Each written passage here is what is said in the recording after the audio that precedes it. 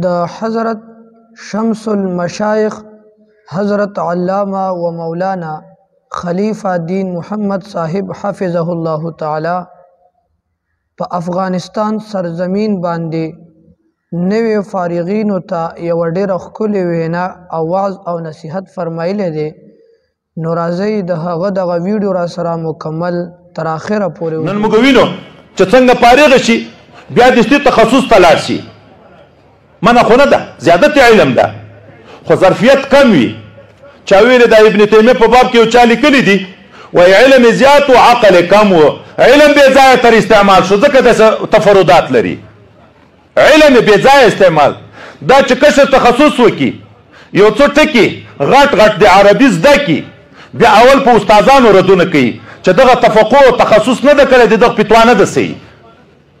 نیت خراب بیا دستي فارغ لا نه وي په موجوده نظام کې د بستو پوښتنه کوي چې چیرې به د مفتیتوب ځای د قاضیتوب ځای راته پیدا کېږي. ځکه په مدرسه کې تنخواه او د مفتیتوب تنخواه د قضا تنخواه څومره فرق لري. د علم د خدای د رضا دپاره شو که د دنیا دپاره. نن د اطرافو مدرسې اکثره خړې شوې، جماعتونه بې امامه شوه، وتړل شوه.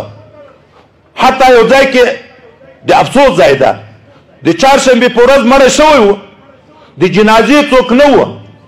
بیا وایي هغه کلیوالو وویلې چې سبا ته یې کېږدئ دغه رئیسان صاحبان چې په دغه دفترو کې کار کوي جمعې شپې ته کور ته راځي جنازه به بیا هغه وکړي.